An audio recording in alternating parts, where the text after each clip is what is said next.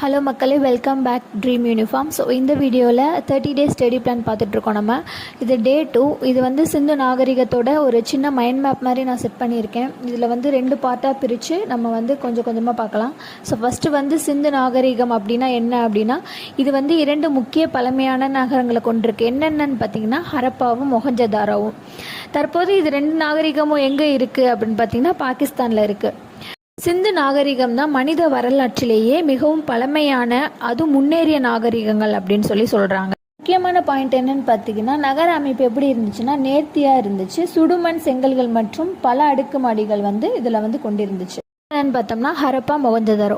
So இந்த ரெண்டுமே சிந்து சமவெளி நாகரிகத்தில் அடங்கி இருக்கிறது தான். இது தனித்தனியாக நம்ம செப்பரேட் பண்ணி பார்த்தோன்னா, ஹரப்பா நாகரிகம் வந்து 1920ஆம் ஆண்டு இந்த இடம் வந்து கண்டுபிடிக்கப்பட்டது. இதோட சமூக வாழ்க்கை என்னன்னு பார்த்தீங்கன்னா, மக்கள் வந்து அமைதியான வாழ்க்கை முறையை பின்பற்றினாங்க. வழிபாட்டு முறை வந்து தாய் தெய்வ வழிபாடை வந்து பின்பற்றிருக்காங்க. இது முக்கியமான ஒன்று எப்படின்னா, முத்திரைகளில் விலங்குகளின் உருவகங்கள் பொறிக்கப்பட்டிருந்துச்சு.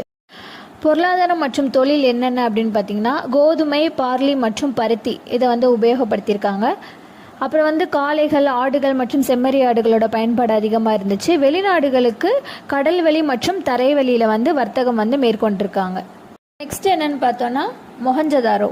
ஸோ இதுவும் வந்து சிந்து சமவெளி நாகரிகத்தில் உள்ளடங்கியது தான். இதில் என்னன்னு பார்த்தீங்கன்னா, இதில் சின்ன சின்னதாக நான் இதில் கொடுத்துருக்கேன். சிந்து நாகரிகத்தின் திட்டமிட்ட மிகப்பெரிய நகரம் இது. இது ஈஸியாக இருக்கிறதுலாம் நான் சின்ன சின்ன டேப்லெட் குளம் மாதிரி கொடுத்துருக்கேன். ஸோ அதில் நீங்கள் பார்த்துக்கலாம். பெருங்குளம் அப்படின்னா என்ன?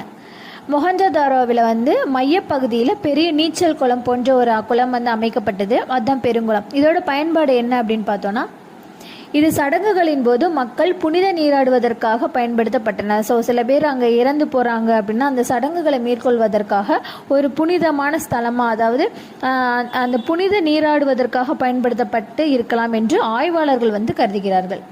நகரத்தோட கடைசி முடிவுன்னு பார்த்தோம்னா, இயற்கை சீற்றத்தினால வந்து 1900 வந்து இவங்க வந்து மொஹஞ்சதாரோவிலேருந்து மக்கள்கள் வந்து இடம்பெயர்றாங்க. அதாவது வேற ஒரு இடத்துக்கு இடம்பெயர்றாங்க.